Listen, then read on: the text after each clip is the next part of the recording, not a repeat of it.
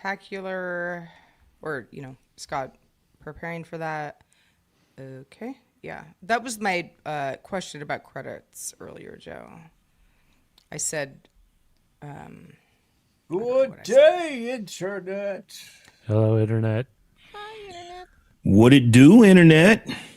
What's up? And Tom, you saw the...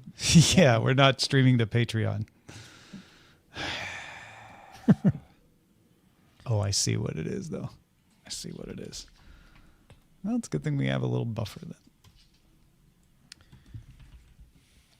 All right, Joe, I fixed it. I don't know. I think you have to remove it and re-add it, though. Okay. Hi, everybody. Hi. Hi. What's going on, folks? Good to see you, or not see you as Good to Nick with a see you. How's it going, G. James B? Is it? There? Okay. Yeah. Yep. There we go. I was going to say it's Good day, Internet. it's not just legally like against the law to feed wildlife. It's also sort of ethically a no-no, right? It depends on where you live. Is it against the law to feed wildlife? I mean, if you're in a park, I know sometimes they say don't feed the animals, but I People think feed like the there are ducks and the certain geese and stuff like that. counties where I don't know about LA County has a specifically, law but about it's feeding. like, do you feed the coyotes? I Yes. think No. you're not supposed to, but I don't know if you're going to get It's cited. a They're gonna be $500 feeding fine for the themselves. first time. I've had to We clean ran out into one the other day. I've had- Boy, I've had that to- was a big coyote. Somebody's Yes, feeding that no, they get coyote. big. Like Yeah, you they're give not- them enough food, they get Not big. as big as Rex the dog, but like to the point where I was like, no, we're going the other way. So I don't know if it was a coy dog or if it was like a coyote, but it was like the size of Ray, but kind of a reddish brown What's fur. a coy dog? A part crossbreed fish. between- It's part coyote, part dog. Coy dog. Really? Yes. Never heard of it. Oh, heard of COY dog. Yeah, I see why. And COY because- dog. yeah, COYDOG. Somebody got Oh, somebody they're was so messing cute. around. I love them. Well, it's like a wolf. What do they call it? What do they call wolf dogs? Woofs. Wolf. Wolfman. The Wolfman. Wolfman Jack. A wolf dog hybrid breed. But anyways, those aren't as big as wolves, but they have their personality, which makes them really bad to have. Wolf Yeah. dogs. I guess that's You what don't they want call it. that. Len But got a some of- shout out on the Leviathan Chronicles podcast. Oh, nice. Oh, yeah. Yes. I don't know how many people know this. I do a lot of well, I'm the creative director for the design of that show. Uh-huh. So like I don't you do fancy. like I do the art for it, but I also hire out artists to do all the stuff. I've been working with them for like over a decade. So it's like Here, I'm going to send this to How you, weird. Sarah, so you can see. Where are you sending Studio it? Oh, chat. here. Or you could put it up on the screen. So we got I could put it on the screen as Oh well. my gosh, that's so cute. I love It's also a him. very Or big her. animal. That or she's a really tiny woman. Yeah. Doesn't matter. Love it. I'm into big dogs and small people. You cannot That's- lie. That sounds like that real? that sounds like a Discovery Channel or not? Is it just not Discovery? Wow. That's a big dog. That does not look real. It's probably real. Wolf dogs are pretty big. That looks so AI to me. I know Well, what you it mean. depends on where it's coming from. So Yeah. what's the little stamp say? Because the place that I got Rexy from does the same thing for boxers. This one is And, wolfdogs.com. Well, Why would let's you go want there that? and see what happens. Yeah, right. Yeah. Well, let me go look at it This first. is your investigative techniques coming out. I see what you're doing. I don't think that people have an appreciation That was also 8 years ago. So, for how big AI, wolves get. We weren't really doing that. Wolves are like a gray wolf. Or Like a gray wolf is humongous. they're Yeah. the size of an average male adult, a human. I don't know that that's true. It depends on the male. I suppose. I don't, Listen, I don't think that's true. the average I mean, human. what is the average ma- male adult in the U.S. weigh? It's about that's maybe the 274, conversation. 6'4". Really? So yeah, the wolf isn't going That's to an get unbiased opinion. No, Wolf's the, not an gonna aver- get well, hold on. Average American male height and weight. So average male is about 5'9" and then 200 pounds. Yeah, Who'd they you get ask? They Google? get that big. Okay, I'll ask Chat. Do you want me to ask? I'm just saying. Who did you ask? There was a level of skepticism that just sort of shot No, out. I run into this all the time too, where you ask somebody like, "Oh, where did you find out?" and they get defensive, like, "Oh, so you're saying I'm lying?" And I'm like, "No, I'm just curious where." Just where, wondering where if it was from." Google or gotta be maybe it was careful. Gemini or Yeah. Claude or It's something. the We have Google lots of search AI. options. Hold on, let me see. Is it Average- /r lies I told today? Then I'm not going to believe it. Male wolf size and weight. 5'9". What did you say? 5'9", 200 pounds? Yeah. That's Len. That's That is not fighting me. weight. You think I'm 200 pounds? No, I definitely don't. There's nothing wrong with being 5'9", 200 I also pounds. think you're taller than 100, 5'9". To be they clear. can go between 100. They can go between like around 70 to 145 pounds, and they generally measure 5 to 6.5 feet in total length from nose to tail. It's not so much that they're going to outweigh you; it's that they're going to kill you. Yes. Yes, It's a fair point. it's the They will teeth, outrun really. you. Let's keep our the- priorities straight, Right. shall we? They It are might going to be kill you. bigger in a photograph. Pretty much dead. But do you want to rumble with the wolf? Not sure you do. I mean, Yeah. Liam Neeson did I in would that I movie. would have a pet wolf easily. Right? Did That, you? I know that you looks would. fun Well, to me. I think he had some of his Zeus powers from when he was in Clash of the Titans still. Because that's the only way that thing worked out for him. Fight the wolf. Oh, he found a wolf pack. 2-minute warning, right? 2 minutes. He crashed somewhere, and he used his particular set of skills to make it to the end of the movie. Rex the dog, who likes to pretend that he's like very fierce, but he's only 65 pounds as of his last weigh-in at the vet.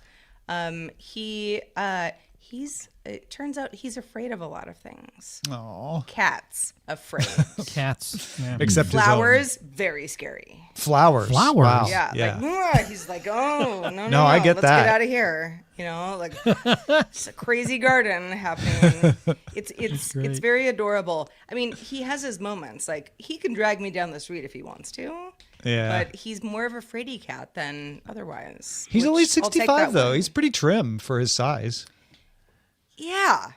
I mean, Otis, my former dog, was 90 pounds. So I Yeah. mean, to me, I'm like, Rex is like a little thin whisper of a dog. Yeah. But other people are like, oh, that's a big dog. 7 is like 57. He's like 1 minute. almost 60 pounds. Yeah, so Rex isn't really that much bigger than him. No, not weight wise. I They think just he's have taller. different, but, it, yeah. it's that blocky head. That's what People- parents people talk get about weird their kids' that. weights or their pets' weights.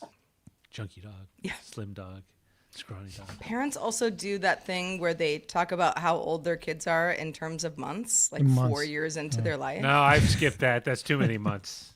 Too many months. 37. But sometimes I'm like 100 and tell me, He's- is your kid 3 or 4? Come on. He's 3,000 When I was a months. kid, we had an exceptionally large Rottweiler. They got all the way up to 146 pounds. That's a big wow. Big. pup. No, I mean, they had Rottweilers big. are big, but that's a big Rottweiler. Yeah, that was a big. Normally, males get to about 130, 135, but yeah, this Yeah. one was a full Yeah. 3 inches taller and 10 pounds, 12 pounds heavier than.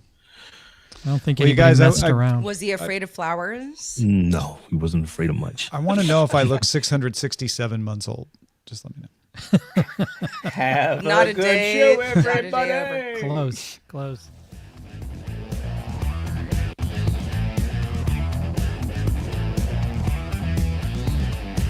Good day, Internet. This is the DTNS Live Thursday Hangout from Studio 7 in Los Angeles. I'm Tom Merritt. From Studio Animal House, I'm Sarah Lane. From Columbus, Ohio, I'm Robb Dunewood. Drawing the top tech stories from Cleveland, I'm Len Peralta. And in my normal undisclosed location, I'm Roger Chang, the show's producer. Why is it undisclosed? I Because can you open didn't it. tell Privacy anybody. is We're going to Importance. dox you, Roger. You should. You should, Len. Are you And then gonna I'll go have. over to his house after the show and Yeah. demand? I mean, lunch I or know where he something? lives, so I could. Roger, this entire time you lived behind a big boy's diner? What if he was faking it? Every time I came over to his house, he like rented a neighbor's house just to throw me off. Like, yeah, I just go to Airbnbs the entire time just to throw I would everyone like to off. know, I mean, I don't want anyone to disclose their location, but do you have when you Yes. have a when you have a hankering for a bagel, like, do you have a go-to? Like, No, I don't the have a bagel hankering shop. for a bagel anymore. As soon as I Don't? hit Never? 30, Oh man, I do. as soon as I would hit say 38, once a month I do. This is the thing. When I worked at CNET, we had bagels every other day, like brought in by the GameSpot. Like someone went out buying. So after a while, I kind of got sick of bagels From Like, Noah's. They were always yes, from it was Noah's too. Noah's. But mean, like, I I like wouldn't bagels, say but no. like, I unless wouldn't someone say no gives to them to me for Noah's. free, I'm not going to go out of my way to buy one. I don't know. Like maybe some people are just like, I'm just not into bagels, but for me, I'm like, I need a bagel place nearby, just in the case that I'm like, today's the day. I want an everything bagel with extra cream cheese. I feel like this is the first place I've lived where I don't have a single bagel. I know where to go to get bagels, but I don't have a place anymore. There's no like local. There's just lots of bakeries that have bagels that I'm like, oh, I could get one there. But yeah. Yeah, I don't think I've ever just said I got to go out for a bagel unless I was working. Like I used to work downtown, and this is like 25 years ago, where there was a bagel shop on the corner, and I would go and get like a roast beef and Swiss cheese bagel. You know, like they make it into a sandwich. Other than that, I don't know that I've actually gone somewhere specifically to get a bagel, and I like them. You know, we regularly have, a 6-pack in the fridge of like Einstein bagels or something like that. But I have no recollection of ever going to just go get a bagel someplace. Do you have Einsteins out near you? We Einstein may, bagels? but I've never visited one. We may have them. See, they like if someone buys bagels like for a meeting or something, I'm like, I'm all in. They're there. And I'll just real quickly add that I know there's a long debate about the quality and the taste and the texture of New York style bagels. But every time I've been there, I've gotten a bagel, and it's like they just taste like a. Why And, do you New York invite people trouble, will tell you Roger? like our water is better, and it's like Yeah, maybe like- it is, Sure. but I don't know. Good Like the bagels bagel seem just to tastes like be a bagel to universal. me. I don't have a like a The guy from the Central Valley of California schooling New Yorkers on why No, their bagels I'm are just good. saying when I tasted it, it wasn't like an experience. It was like, oh, it's a bagel. No, Thanks. here- I don't see what's such a big deal. I think we can all agree that the only bagel to get is an everything bagel. So yeah. Next time That's Roger goes that's to the New one I York. get. Sometimes Same. I get a cinnamon raisin. Really? Sometimes I'm in the Okay. mood. Yeah, Yeah. more of a morning bagel for me. You venture out. Yeah. Yeah. Well, all right. So thank you everybody for it's bagel talk. for enlightening me. It's not just me. We all like bagels. Indeed. Well, if you are watching us live, you know we're talking about bagels, but you can also name this episode. We're going to talk about a bunch of stuff before we decide to do that. But during the show, head on over to dtns.showbot.tv to submit titles and then vote on them throughout the show. Vote on us. DTNS Live is made possible by you. Thanks to all of you, including High Tech Oki, Chris Zaragoza, and Mike Aiken. All right, before we get into our discussions, we've been doing this the past couple of weeks, and we're moving it up in the show. We gather every Thursday, kind of look back on the week's worth of news. What do you think the top tech story of the week was, Rob? OpenClaw and Moltbot. Yeah. And we talked about this on Daily Tech News Show on Monday. It was like one of the things we talked about. But this is the story that just isn't really going away. It's not necessarily the biggest thing that is happening, but it is noteworthy. As far It as is the news is concerned. permeated into other things where I just see it referred to in other stories and other conversations. And it had that fast evolution of its name from Claudebot to Moltbot to OpenClaw. It's now OpenClaw. We're going to talk about Moltbot or Moltbook a little more later, but that is one of the big ones. Sarah, do you have another one you want to throw out there? You're on the OpenClaw train. Yeah. I have been seeing a lot of stuff today about, the big Bitcoin dive. Oh yeah. And, if you invest in Bitcoin, you care about this a lot more than somebody that is not. Yeah, this can be very important to some people. Yeah, Yeah, and that's a lot. I am in the second group. Like I do not have any stable coins in Bitcoin, so to speak. But it has started this kind of overarching conversation, and I've seen this been going on with a lot of my friends who are very much kind of in the blockchain, crypto, finance group more than me. That say people are starting to bail, and it's like, well, why are they bailing? Like, what are they bailing to go toward? To back to like traditional finance, Prediction markets, which was that's where the real prediction money. markets. Well, that would be Yeah. another option, but that's also, to me, that's very trendy. It's like, okay, can prediction markets, help me buy groceries, in a If few you predict years from right. now? Yeah. Perhaps You can they buy lots of can. groceries if you. But put it it's very all right. like, then you kind of get into this whole gambling thing and how that's fun for some people and not for others. But anyway, going back to just, the Bitcoin price diving, there are clearly a lot of factors that are associated with that. And that doesn't just mean like, well, I don't hold any Bitcoin. What does it matter to me? Well, if you hold a 401k or an IRA, it may matter to you. It depends on, a lot of what the market uses as a barometer, to pay attention to this sort of stuff. Also- and it's been a tough week. Been a tough week for the Oh, yeah. cryptos. It's been a tough feel year. like it hasn't been a story either, but it's just been a consistent drumbeat of stories. Like, oh, it's down more today. Every day it's like, it's the down most since X, and it's a new benchmark on where it slid. It's down since yesterday. It's the lowest point since 2025. It's the lowest point That- since 2020. I saw It's the that lowest too. points. It Well, just keeps. and those are, again, like, those are good headlines to have, but it's sort of like, how does this affect you? It may affect you very directly, Yeah, if yeah. if you're deep in the trenches. But for a lot of folks such as myself who are kind of looking at it and be like, just kind of trying to figure out if a lot of people who are very bullish on the whole blockchain, way of life, pulling out and doing other things. Yeah, what are they doing? Big story. Both of these are big stories. Roger, you back in one of those, or you got your own? I mean, it's a recent story. Just for me, it will be big because this is one of those stories that gets a lot of people in a very specific segment up in arms, and that's the report from the information that Nvidia won't be releasing any new GPUs. In others, they won't Yeah. be releasing the next And generation. reducing production on Yes. the 50 series as well. Mostly That's very due big to- today and very big for people who want to buy a GPU. for who want, people want to buy the GPU, but the biggest segment that I think will clamor onto this is sort of the gripe industry that has surrounded, and the cottage industry that's going around, like the complaints about high prices for PC components, because for them this is on top of the spike in memory prices, the spike in storage or solid state storage prices. Yeah, RAM and solid state getting more expensive, causing GPUs, yeah. things Yeah, to I- get I- more expensive. And the reason that they're cutting the GPU is because they want to use the capacity to make GPUs to make the GPUs that go into data centers, which is the reason the RAM is expensive, because it's all tied together. I wonder AI, this is happening. Oh, yeah. Wait, how But did you it- say that again? I wonder AI, this is happening.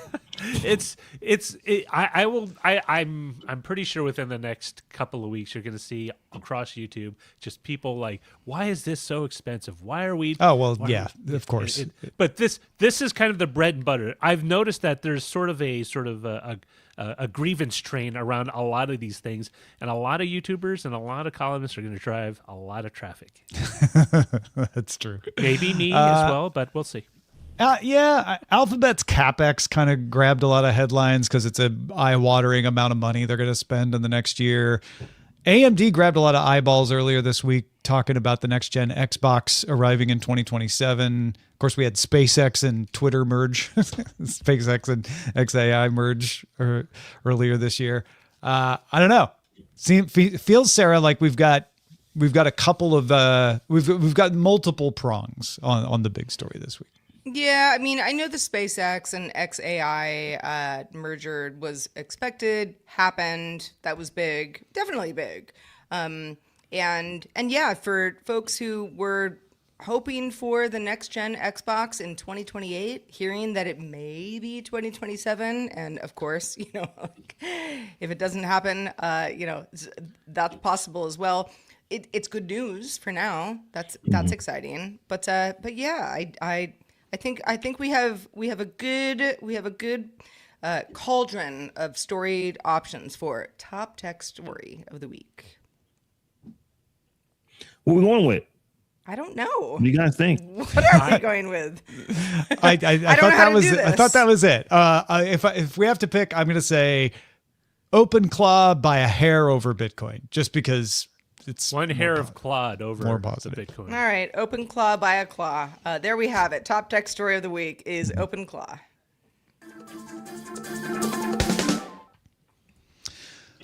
Joe Hood wanted us in the Discord, and I think RW Nash signed on to this as well. Wanted to hear us talk about Moltbook. Y'all saw Moltbook over the past week, right? Yes.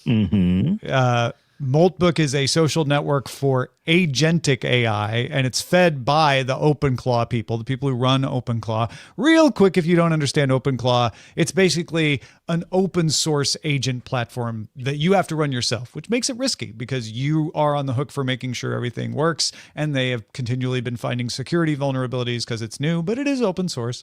And then you can have your agent go to Moltbook and post on its own and then respond to other agents. And of course, one of the vulnerabilities they found was that people could impersonate an agent and have humans sneak into Moltbook and post. But there were some pretty crazy discussions going on between the agents in here. And I think the reason Joe and others want to hear us talk about it is sort of the ha-ha of it, the weirdness of it, and the do you think this is the end of days of it. Well, and I think that that's where Moltbook got a lot of attention right away. Was like, wait, so the agents are trying to kill humans? Look, Yeah, look at there's a these thread about it. screenshots. And that all was debunked as being like, maybe not ha for everybody, but this is just a way that you can either just doctor up a photo or have the agent say something that actually Or was direct human it generated. with a question to make a leading question. You could tell the and- agent to go post Exactly. this, or the Yeah. agent might just post it but not mean it. It's really what happens And- a lot of times. I don't know. This to me is more of a reflection of humanity's current sort of anxieties about AI more than it is about the tech state of the technology.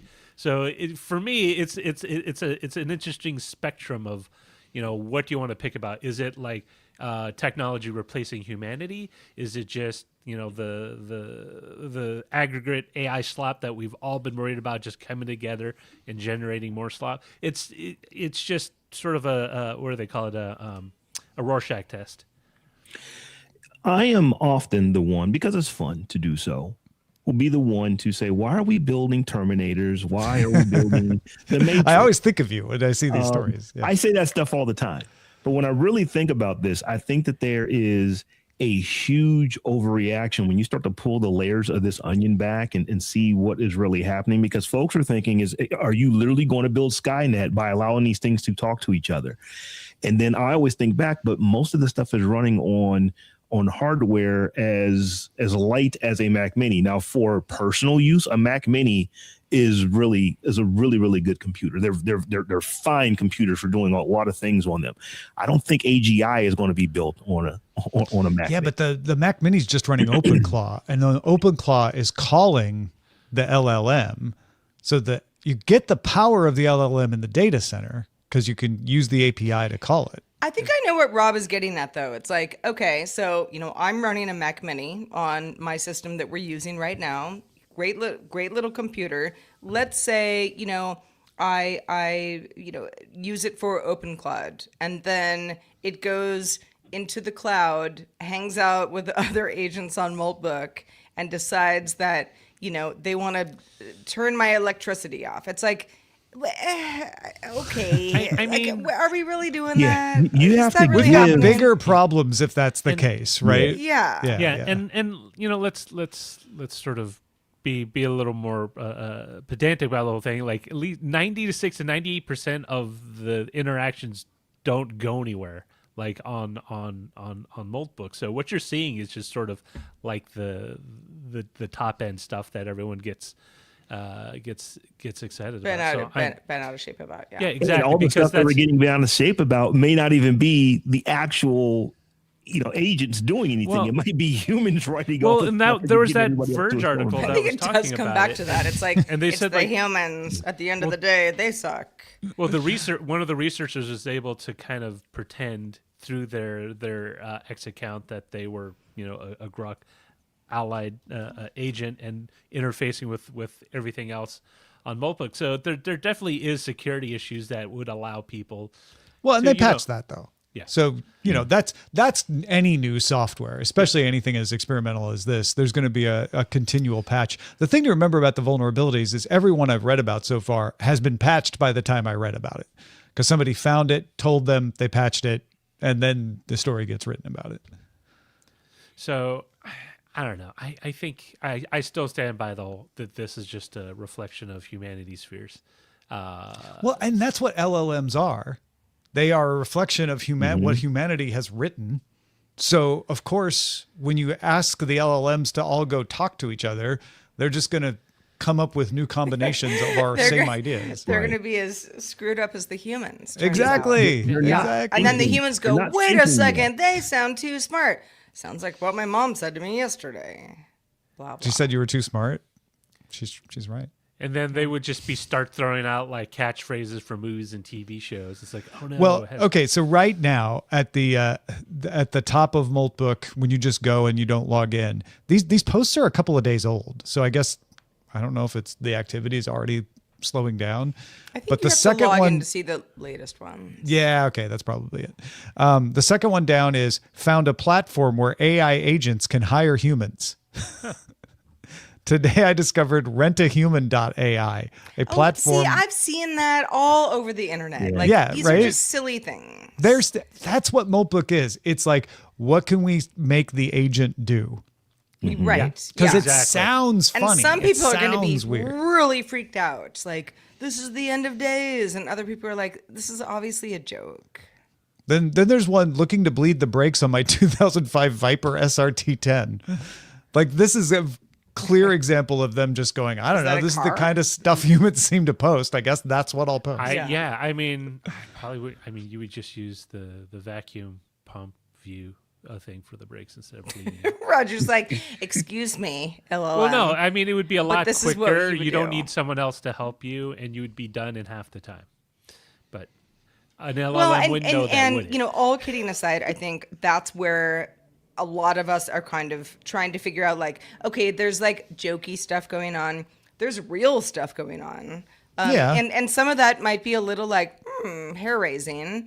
And then what is that middle ground where these agents are actually helpful? How do I wake up in the morning and get more time back sure. in my day because of this? Yeah, OpenClaw. Let's separate OpenClaw and Moltbook. Moltbook is kind of a funny experiment to see what happens if you tell your agent to go post on a social network full of other agents. OpenClaw, you can do some really helpful stuff if you're willing to put in the work to maintain it and construct it and make sure it's secure and all of that stuff. I wouldn't recommend most people use OpenClaw just because you can get 90% of the way with another agent that you can get that where they are in charge of the security instead. But if you're a tinkerer and you're willing to, put in the work to take the precautions, I wouldn't deploy it in an enterprise, but running it on your own on an isolated system where you don't give it any credentials that you're too worried about, you can do some really fun stuff with it. Really, really productive stuff with it. Yeah, I think what we are probably going to see happen is that folks right now are looking at Moltbook, they're looking at OpenClaw, and they're just seeing, is this a thing, or is it is it a flash? If it's a thing, you're going to see some company come and say, hey, here's what we can do. Instead of you having to go and manage everything on your own and patch it on your own and do all the stuff on your own, You pay us $39.99 a month, Oh. and we will just give you an access to it, and we will keep everything running copacetic on the back The end. red hat of OpenClaw. Exactly. So I think that is how we will know this becomes a thing. A company is going to come put a wrapper around this and make it easy for anyone to use, because here's the thing right now, the technical lift on this is not insignificant. You have to have some chops in order to use this effectively, or you've got to sit down and learn how to do all the things. It's not something you can go create an account and then you're using in 15, 20 minutes. That is not what this is. So I think that if we're talking about it next week and the week after next and the week after that, you're going to see a company come and say, hey, we have solved the issue for you. We're going to do all the technical lift and you just pay us money per month to be able to use this piece of open source, software. That sounds exactly like the conversation around Linux in 1999, 2000, and then Red Hat came along, and then boom. And next thing you know, you got Chrome OS and servers and all kinds of stuff.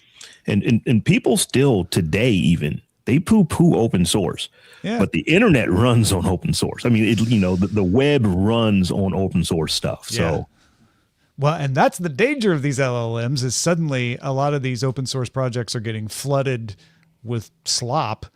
That's a whole other topic, but there needs to be some way to deal with that too. The managed hosting, solves that a little bit, because people aren't going to pay $40 to $200 a month, whatever that price is that you would pay to use this, to not actually try to do some legitimate stuff with, or do some illegitimate stuff that you think you can make some money off of. But it'll be people trying to ultimately, this is a business thing that we're doing. We're trying to actually, put something out there that's going to ultimately make us some money on the back end. If you're spending $200 dollars a month, I don't know what the price would be, but I would imagine it's going to be $40 a month to $200 a month, depending on what you get. Oh, real quickly before we get out of here, I did want to mention Gizmo. It's not really the same as OpenClaw, but it's a vibe coding feed where you just describe an app or like a mini game or something that you want it to make. It will vibe code it for you and then put it in the feed. So I said, I want a matching game, draw from all these pictures of my dog. And then it made a little memory match game where it's got pictures of Seven the dog. And I'm going to do this right now. You make a matching game try to match them on up. Yeah. It's pictures of my dog. I also did one of Windows 1.0 and it didn't do a bad job. The calculator works, stuff like that. But this is the other end of it, is like, this is also kind of silly and fun, but it'll be interesting to see what people come up with Gizmo. Oh, I had to upload photos, which I hadn't. It's Yeah, you like, gotta give the I'd love to permission. make this game for you if I knew what your dog was. Yeah, Or who it Gizmo was. put me in my feelings, because Tom, you told us about it. I go to the website to check it out. There's a nice, pretty button for iOS that you can click on it only. for iOS, and it says like we're working on Android, or it says something to that effect. Now, you showed me that it actually is in the Play Store, but it's like, why would you not have a link to the Play Store built I don't into understand the that either, website? because That as soon makes as you no said that, I sense. was like, did I read the TechCrunch article wrong? And go to the TechCrunch article, and they have a link to the Google Play Store version, which is what I said to you. But the Gizmo people themselves haven't quite got around to vibe coding an update to their website. So yes, I'm in my field. So I have not tried it yet, because I basically I'm protesting for at least 24 hours. So it'll be tomorrow before I try it. Before you try it. I got a little bit of the feeling I've got when Sora first came around, which is like, oh, this is fun to try, see what it can do. And when's the last time you used Sora? At CES, when there was an empty stage, and I was like, oh, this is fun. And I'll this take a is the picture thing. of Like, it. I'm not telling somebody out there who's like, I use Sora all the time. What are you talking about, Sarah? I think these tools are surprising and delightful for certain folks. For certain folks. Or, you download an app like I did with Gizmo, and I'm like, I'll get back to it. That might be fun, but I don't really need it. Yeah. Or And so what there's a happened lot with of that Sora was I going on, used too. it for a while it was fun. Then it started to feel like a job, and I stopped. And Gizmo might be the same way, right? I'll probably have fun ideas. I'm like, oh, I wonder if it can do this. I wonder if it can do that. Until suddenly it'll feel like, I don't need it. I figured it out. That's what it can do. I haven't used Sora probably in several weeks, maybe a little over a month, because I was showing people how to use it around the holidays and shortly thereafter. But I did do this yesterday. There's like a trend right now to where you go to ChatGPT and you upload a picture and you tell it to make a caricature of yourself based on what it knows about you.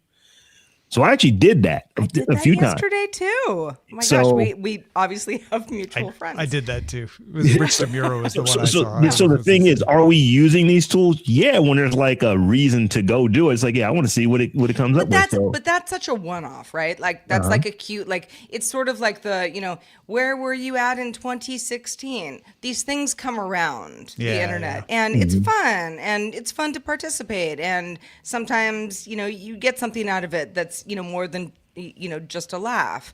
But like, what makes you come back to do the thing that actually works for your life day to day? Yeah, where you have to keep using it. It's not just entertainment anymore. Right. Yeah. Or it stays entertaining enough that you keep going, Sure, like Netflix yeah, or something. Yeah. It's one of those desk toys they used to sell in the 80s for like the corporate desk toys where it was like the baubles you would From just have, Hammaker like- Schlemmacher. Yeah, it's just something to keep you entertained. Was it called hammock? Or No, it's Schlemmer? Hammaker Schlemmer, I think. Schlemmer, yeah. But it was they remember they had like executive desk toys. Yeah, they yeah. had like the pinball balls on the strings, and you just knock one, and the other one would come out. Well, listen, if you're in the market for a new multifunction input for your creative app or anything else, you might want to watch Live With It. In fact, we insist that you do. That's me, along with our weekly guests, Rob, Roger, Tom, and lots of others have joined me recently, living with a gadget, a service, a product, or, all of the above, giving you what we feel is an honest, unbiased appraisal of how it feels and if we want you to consider buying it as well. Check it out over at youtube.com/Daily Tech News Show. All right.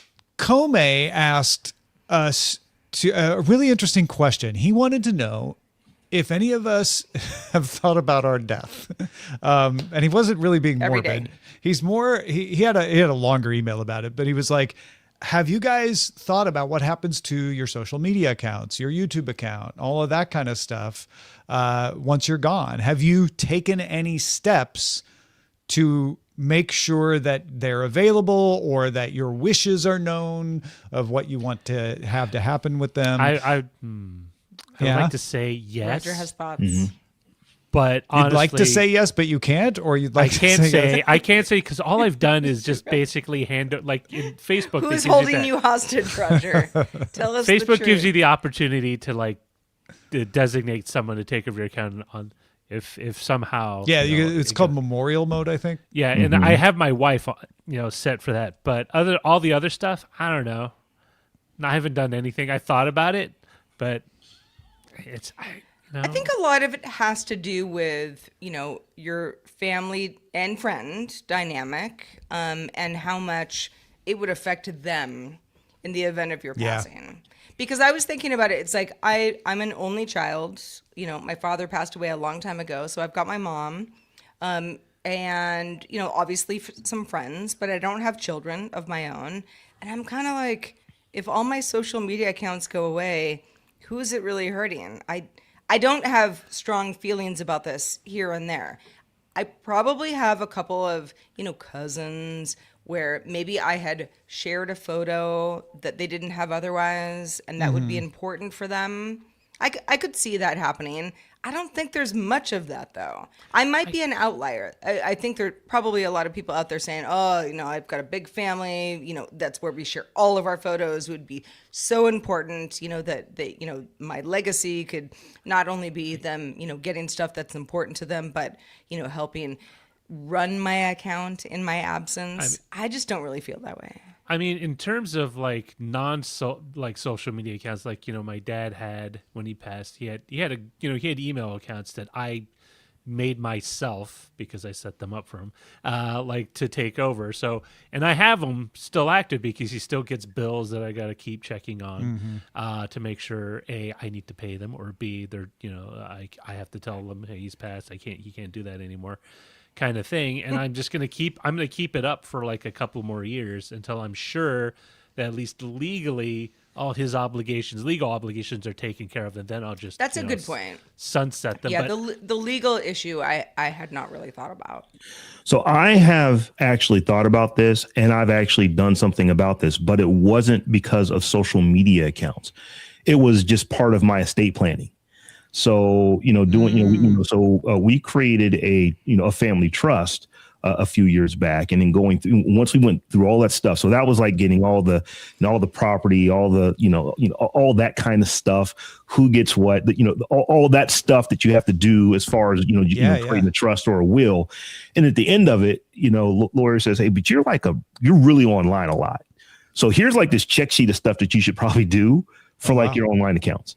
So they just literally handed me a sheet of paper and it's like, oh, wait, I didn't think about this. I didn't think about this. So yes, I've actually gone through all of my accounts now. I use LastPass, and LastPass actually gives you the ability that if you haven't logged in a certain number of days, that a trustee can then log in and get access to all of your accounts. So that was one of the things that we set up so that my wife. And do you set the amount of number of days before? Yes, you set the amount of days. That's smart. So my wife, my children, my parents can get access to any of my accounts if something were to happen to me. Same thing for my wife, same thing for my parents.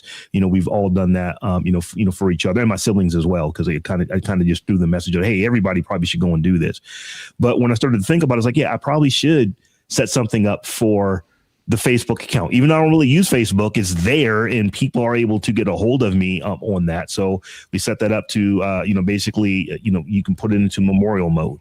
I've done that with my Instagram account. So I've done that with all the accounts that I care about. And for those that I don't necessarily care about, there's been instructions, just delete it. I don't, it's, once I'm gone, these things no longer need to exist. Like I don't use X any longer, but I still have the X account. I didn't delete my account. It's just, I've just shut it down.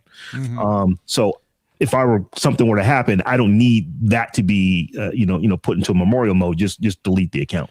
So yeah, I have. That's a good, that's a good example. I am not completely off X, but I use it way less than I used to. And at the same time, I'm like, if that account just goes dormant forever, does that hurt anybody? Like, I just don't think anybody needs it all that much. That's a very personal decision. That's always the question. Yeah. Right. Like I probably don't care what's going to happen to any of my accounts, but will someone else? If the answer is no, then I don't need to do anything really, honestly. I guess someone in the chat room said, what if someone uses that account to train a model that represents you, which is a whole other new part of this. But maybe people who love you who are not dead would care. But what I was thinking, like the broader question, for example, there was a very popular YouTuber that passed away late last year, and their content is still available on YouTube with no reference to their passing. And I've wondered, like, is that like, do you set someone up in your operation to take over and then have like, okay, the host of the show has passed, and it's just, this is here for posterity. That's sort of what Robb was talking about, like a trust or an estate. Mm-hmm. It's in certain situations, your untimely passing may not mean that other people can't still work. I'm actually curious, Robb, how long before your family gets access to your LastPass? Is it a couple months or? No, 7 days. 7 days. So if you don't log in every 7 days, if I don't log in for 7 days, my family members that I've set up as trustees could go and request the access and be able to log in. But and these are people that they would know within a right? week. I'm not going to just disappear without my wife knowing where I'm at for a week. That's a good way to. Rob's crazy cousin isn't getting LastPass access. After 7 days. I think that's smart because these are people you trust. Google does that too, where it's like, if you haven't logged in a certain amount of time, we will give this person access to all your accounts. And I've done that because I feel like, well, having access to my email will then give them access to almost everything. And then I hadn't give them access to Proton Pass because I felt like, well, I don't want them to have to wait. So I have a password, like a recovery code in a safety deposit box where it's like, if you need it, you can use that to get in. Mm-hmm. But 7 days would be a better like 7 days. With my Google stuff, it's a couple of months that they'd have to wait, and that I feel like that's too long.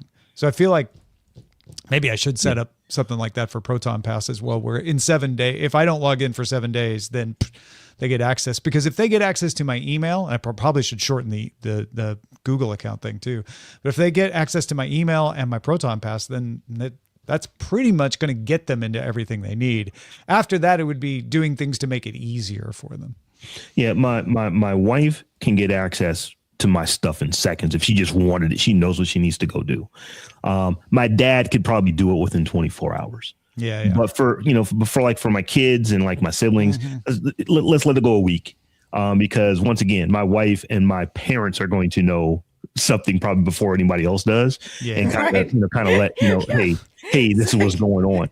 It's Aunt Michael is like, something's wrong with Rob. It's been 7 days. You're like, I was on vacation. And I will also say that my dad did this because he had a lot of video for some reason in his Google account, but when they pass any payment systems they have set up, for example, Google, so your Google Photos or whatever, Gmail, certain amount of space, if you don't pay, it's just going to cut it. So you need to find out ahead of time if you need to take over. Yeah. That's a big part of it, because I have a lot of accounts that I pay for. And here's the other thing too. Just because you stop posting to stuff doesn't necessarily mean that it immediately stops generating revenue. So if you have a big YouTube channel, if you've got a podcast that has evergreen content in it, that content can still exist out there. You would want someone to be able to still go log in the money for that, and basically maintain it and pull whatever revenue is coming out of it. And if you've got people working on stuff or whatever, that they can continue to get paid. Yeah. You don't want it to end with you. Correct. Content creators, that's a good point. Yeah. Komei, thanks for a really thought-provoking suggestion. If folks have other things they want to hear us talk about on the Hangout on Thursdays, just let us know. feedback@dailytechnewsshow.com. You can put that in the subject line that's like, hey, this is for the Thursday show, or whatever. Like, this is great. We love to get these kinds of questions and ideas to talk about. All right, shall we finish up with the weekly tech game? Yes. It is time for our Thursday Great Debates. I hope everybody crack your knuckles. This is going to be a fun one. This is a discussion game where we propose two sides of a question, and we try to answer some of the most pressing issues of our age. Roger, what do we got today? Well, the first topic is worthy of a high school debate class discussion. The topic is, should online anonymity be abolished in order to curb cyberbullying and the spread of misinformation? Now, for the topic is, by forcing people to use their real names, identities, it creates a sense of an accountability and makes the internet a safer, more civil place.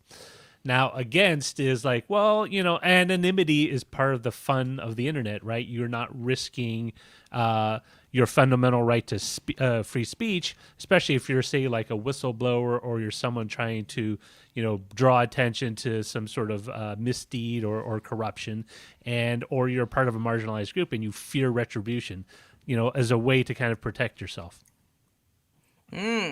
So we got to go either for or against. Yes. Can I go first? Yeah, go ahead. I'm going to.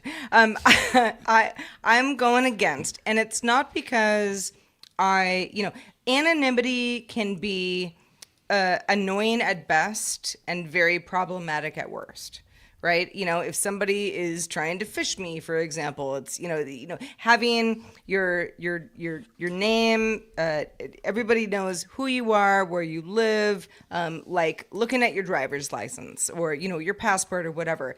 In theory, that sounds great. But as you mentioned, Roger, there are so many examples of times where people can't do that. They can't do that safely.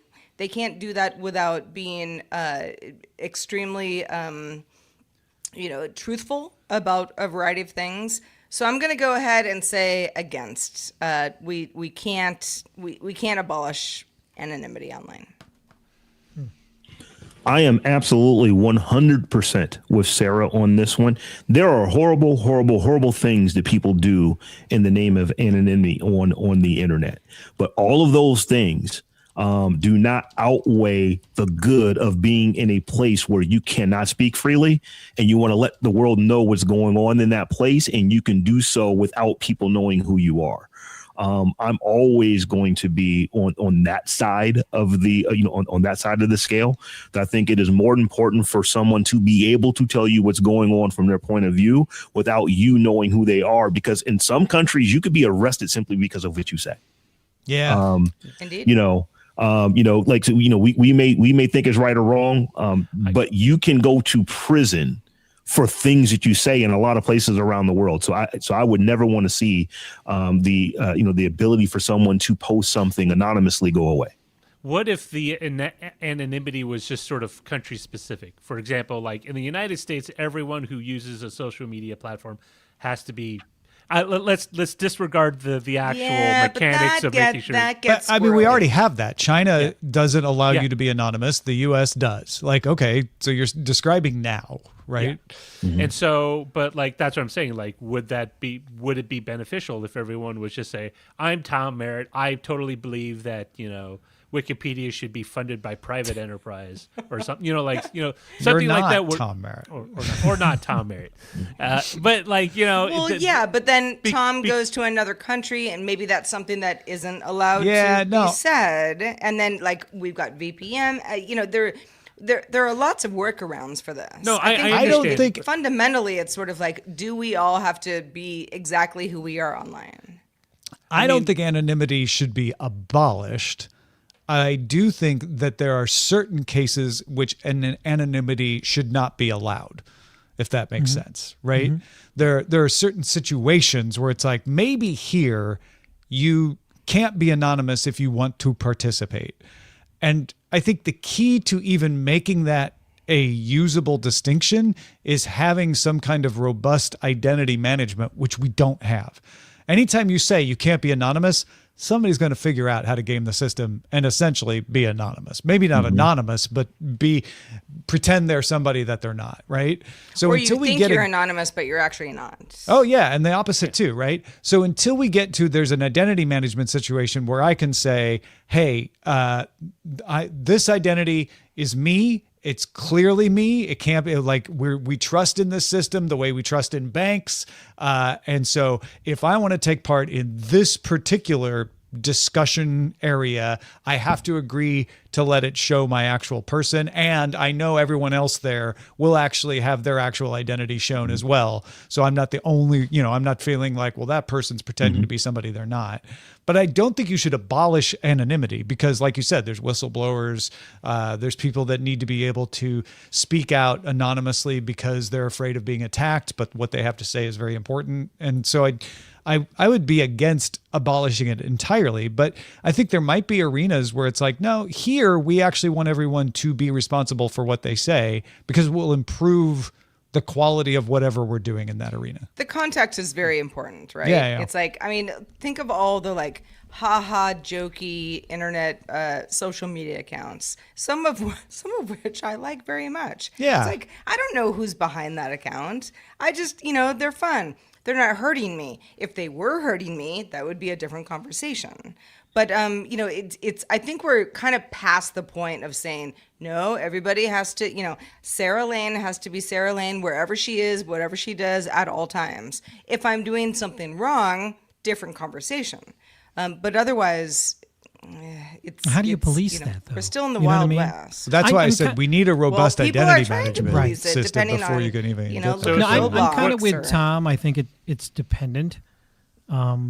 But the very first time I read this, I thought, well, if you don't have anything to hide, why do you you're that need to guy, hide huh? behind something? Oh, so you're with me, Len. You're the tiebreaker. Oh no, you're the tie adder. I think we because all Tom feel is on that the way fence. sometimes. Sarah and Rob are definitely no. I'm There pro-authoritarian. are definitely times where I'm like, if you're not doing anything wrong, just shut up. But that's not the argument that actually That's a works. privileged position that could go away anytime when suddenly Exactly. someone thinks you're doing something wrong that you don't think is wrong, and then that's where it becomes an issue. So I put no nuance in my answer. So if we're going to be able to put nuance, well, I'm all for certain systems. If you say, hey, in this particular system that we're setting up, you can't be anonymous. Those are the rules from the time that you set it up. Cool. Yeah. Everybody goes by that. I don't have a problem with that. I have a problem with the initial premise of, can you be anonymous or can you not be anonymous? Can you And if not those are allowed on the if internet it's at a all? binary choice, I say allow people to be anonymous as compared to not allowing them to be anonymous. Ooh, I like the way Nick with C put this. Nothing to hide, nothing to fear is a misnomer because we all have a bad actor to fear. And that actor is Is that us? No, he's just, I think he's just saying like, people lock their doors because they're afraid of a bad actor breaking in and stealing Sure. something, Okay, right? yeah, So right. it's not a person in particular. It's like you all have the fear that somebody might come at you or misuse Or steal- Well, Yeah. and yes, that is, Nick, thank you. That's a really good way to put this. It's like, hopefully it doesn't happen, but it might. Probability. So 4 against 1. Yeah, that's fine. No, I'm not. No, I'm actually kind of. Four against one. I wish to Let's remain move on. anonymous. Yeah. All right, second topic. This is a heavy one. If you could go back in time through your own history, so from the time you're alive now to back when you were born, and you could go back for only one day to any point in your past, would you go back to relive an experience or a moment, or would you go back to change something you did? So, for example, say you lost a family member or a really good friend, and you just wanted to spend one more day with them. Would you do that, or would you go back to that one time you made the wrong stock bet and just it totally screwed over your life, and you want to make and change that so you get better? Or perhaps you did something to someone when you were younger and you're very regretful for your actions, and you want to change it. Now, the four for reliving a moment is that there's an emotional stability. You get to kind of relive. You can sort of maybe clear up a misunderstanding. The 4 for changing something is that, or the 4 is that you get to change something and make things better. But the bad side for that is that you might not learn your lesson. Like you change something and you come back Well, to your also, present time. the entire course of your life now changes from that Yeah. moment. Yes. Yeah. I would think so. So Maybe which- for the better, but Maybe So they're which not would you born. go? Yeah. Which would you go for? Would you go for I- the relive the moment, or would you go to change something? I think I would go with changing something, and Yeah, I have what a would you concrete change? example. Yeah. Len, what did you do? I thought you had nothing to hide, Len. Well, no, and well, I Mr. do. Mr. No Anonymous.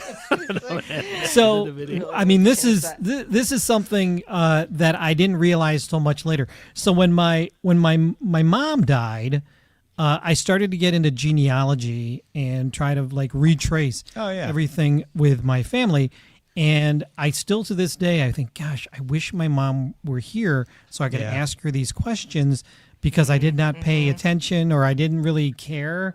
And now it's like, oh man, I can't answer Because she these would be questions the for only my person kids. who would know. She would, yeah. And Yeah. it's like, or just in general, just being able to like ask some specific questions and really get some answers. So I would go back that's, I wouldn't say it's a regret, but it's more just like, man, I really missed out on an opportunity there. So you would relive good example. the moment. I would try to, if I could spend a day with my mom again and my dad, I guess my parents, I would ask them some specific questions. Ask that them I more would have. questions. Yeah. Yeah. Well, I don't know. I thought about this because I knew we were going to talk about it earlier. I don't know that reliving a moment would. I mean, my father's has passed away. My mother's still alive. Many people who are very important to me, are either in my life or aren't anymore. Reliving moments to me feels like not great for my brain. It's like I've already lived those moments, and what happened happened. and that's the end of that. And that's just me. When it comes to changing something, righting a wrong, for example, I didn't do anything horrible, that I can think of, in my past, but I have definitely been like, I don't know, like with a boyfriend or a friend or, whatever in the past where I'm like, gosh, if I just hadn't said that, if I had just approached things slightly differently, how, it would have been so much better. Like, pain would have been resolved much more easily. But again, goes back to, but then how would life have changed as, as a reaction to that? You'll never know. And I think regret is kind of that's a tough one, because I think we all regret certain things. But if you regret something too much, then you're not living life in the moment.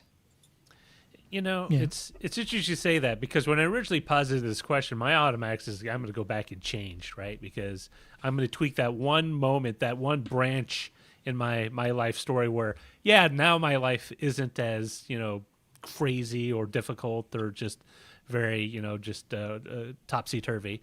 But then I was thinking there are points where I remember looking at old photos of friends and people that no longer are with me, and you look at that one picture where you're at a park or you're at a party or you're like, I'm standing in a foreign capital or something, and that flood of memory just washes over you. Mm-hmm. And it's like, that would actually be kind of nice to relive. To do just once. And it's really tough because people make movies about this all the time. No. Oh yeah, sliding doors. Yeah. So I think I'm going the opposite. I want to go back to change something. Okay. In fact, I can tell you what I would go back and change. There's this little company called Coinbase that started selling. I think you stole my joke. This little company called Coinbase that started selling Bitcoin in October of 2012. And I said to two of my compadres, one Roderick Simmons and one Christopher Ashley, hey, why don't we just each of us put like $33 in, because you had to use, I think it was like $100 was like the minimum you could actually do at that time. Yeah, like pull it in. Let's go buy 9 Bitcoin. And those payments told me no. So I said to myself, you know what? I'm just going to try. This is $100. Yeah. So I want to try it. So if I could go back in time and change something, it would not have been $100. It would have been all the money that I had. And you would have sold it in November. Yeah. I was being somewhat facetious. But if I could go back, man, I should have did $1,000. There's always woulda, coulda, shoulda. But I could be a multi-millionaire many times over if I would. It's always the case, right? Yeah, if I would have invested more heavily. I would have bought a lot of Microsoft stock in 1979. Man, you ain't lying. Microsoft, Apple. Yeah. If I tracked down Sarandis when he was still young and there was no idea of Netflix, it's like, here's $1,000. In 20 years, you're gonna. I know this is sort of straying outside the premise of the question, but I always feel like either physics works so you can't change things, like that's just like time is a crystal, and if you try to change things, it just won't work because it's already happened. Or if you change things, we always think, oh, we'll change things and it'll be better. But will it? Like, you don't know. Yeah. You don't know. It you may only be know worse. that you don't like how it is now. And could you change it to make it better? You don't know. And how many Twilight Zone episodes are there of somebody who's like, I'll change it, and then, so I think I'd relive the moment just because that's safe. You make one change, you literally could destroy the universe. I mean, that's the butterfly you spend effect. $100 on that Bitcoin instead, and then suddenly like unforeseen related things happen. No. Everything spins out. What's going to happen is Rob goes back and buys his $1,000 worth of Bitcoin, and now he's on every magazine calling. And then we all go on vacation. The king of what crypto. Is wrong with this? It's perfect. Yeah, Rob ends up being who was the guy that got sued and pulled into court. Like you become like the crypto magnet that. The guy with the funny. Oh, they all have funny. Something.com, right? Yeah. I can't think of it's something.com, but I can't remember what his name is. It's always something.com. Not Kim.com. Kim.com. Yeah. Well, Kim.com is a good example too. You're right. in Australia, or Sam something. Anyway, Yeah. yes. Yeah. I would just be worried if if a time cop that looked an awful lot like John, what's his name? Sean, what's his Jean-Claude name? Van Damme. Him. I wouldn't want him coming back, bringing me back to the future and then taking me back and dropping me out of a window. I would not want that. But so we got to make sure we know all the You guys rules first. always go so sci-fi. I'm Yeah. like, well, if That I had movie told is- my I just- best friend I saw that movie differently, recently. I maybe love we'd them. still Not be that friends. good. There's That's a lot of the first movies movie that where are I like that. visibly can remember noticing the knot on his head because he didn't always have that. The Time Cop is the movie. It's like, did you get like kicked in the forehead or something? Because it's like it was very clear in that movie to Second me. brain. That's the one where he jumps up on the countertop and does the splits. Yeah. Well, he did a split in everything he's ever been in. So He also did a split for the Volvo commercial. Remember? He Oh, was yeah, two that's right. Volvo Yeah. semis. And he could, did you see Chuck Norris's comeback to that? No? So he did the split between Van Damme did the split between two semis, and Chuck Norris came back where he did it between two 737s. oh, So Willie you gotta Scott- look. It's like yes. Well, it's neither was between the two Volvos, but I mean that was all CGI. But yeah, the cool thing was that the Chuck Norris came back with his follow up to his follow up to that Jean-Claude Van Damme commercial where he's actually now doing the split between 737s. And I thought that was why hilarious. is AI not, getting on the Chuck Norris train a little bit more? Remember, like, I don't before know, its time. 15 years ago when it was like jokes about like how Chuck Norris, like, you can't kill him, he's like the best. Yeah. And the actor actually, I don't remember if I'm speaking out of turn, but like he was sort of like, I don't know how funny this is. And people were like, no, it's funny. But think of what you could do with Chuck Norris today. Sam Bankman-Fried, by the way, Willie Scott. Yes, remember. thank you. Oh, Thank you. yeah. Sam Yeah, he had the Bankman-Fried. funny hair. Yeah. All right. Before we get out of here, Len, let's see what you've been drawing today for us. Drawing the top tech story of the week. What do you got? Yeah, so I thought that the top tech story of the week, and there is an awful lot going on, I tend to go very dark with my thoughts on things. And listening to you talk about OpenClaw, I'm like, it's not a big deal, whatever. Well, this is the alternate version of that. This is OpenClaw making puny humans punier. By the way, this is like, it's like, the word molt was in there, so What's Yeah, on 'cause of Moltbook. OpenClaw? A tick? that is the OpenClaw logo. Oh, It's I the see. lobster, yeah. I see. Started cute, got weird. Yeah, it's Yeah. Like It's, so many things. a little bit weird. Yeah. So if you are if you love OpenClaw, if you want to remember this, go to my online store, lenperaltastore.com, where you can pick this up immediately, or you can go to the my Patreon, patreon.com/Len, where you can back me at the DTNS lover level and get it. So there you go. Fantastic. Big thanks to everybody who supports us in all the various ways. We've got folks on Substack, dtns.substack.com, subscribing, getting all the shows we do ad-free. We got folks doing the same on Patreon, patreon.com/DTNS. And we're live streaming now. So we always like to give a little shout out to the live streamers. Norm Fazekas back with a resubscription. Got new followers. Opio Sue and Mutiny 1974. Paley Glendale gave us some bits. So did PC Milesy. Net Guy Green back for the 79th month. Zoe brings bacon at tier 1 for the 81st month. Aura Mac gave us a follow. Ryan in Minneapolis back for the 24th month. J Rom said, I'm so happy you all continue, even though I can't be here live as frequently now, but back for the 76th month. LV James, good to see you following us as well. Thanks to everybody who supports us in all the various ways. Again, including dtns.substack.com and patreon.com/DTNS.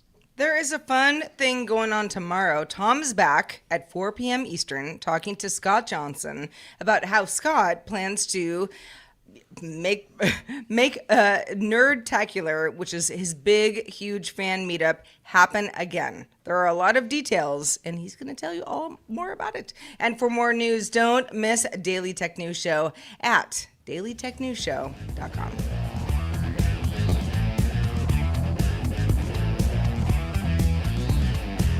DTNS Live is created by the following people. Host Robb Dunewood, host Tom Merritt, host Sarah Lane, producer Roger Chang, video producer Joe Kuntz, producer at large Anthony Lemos, social media producer and moderator Zoe Detterding. Our mods: Beatmaster W. Scottus1, BioCow, Captain Kipper, Steve Guadarrama, Paul Reese, Matthew J. Stevens, aka Gadget Virtuoso, and JD Galloway. Mod and video hosting by Dan Christensen. Music provided by Martin Bell and Dan Luters. Art by Len Peralta. Acast ad support from Tatiana Matias. Patreon support from Bobby Wagner. And thanks to all our patrons who make the show possible. This show is part of the Frog Pants Network. Get more at frogpants.com. Diamond Club hopes you have enjoyed this program. We're going to pick titles in the Patreon channel. You might want to jump over there. It Just saying. sounds Okay, like bye. fun.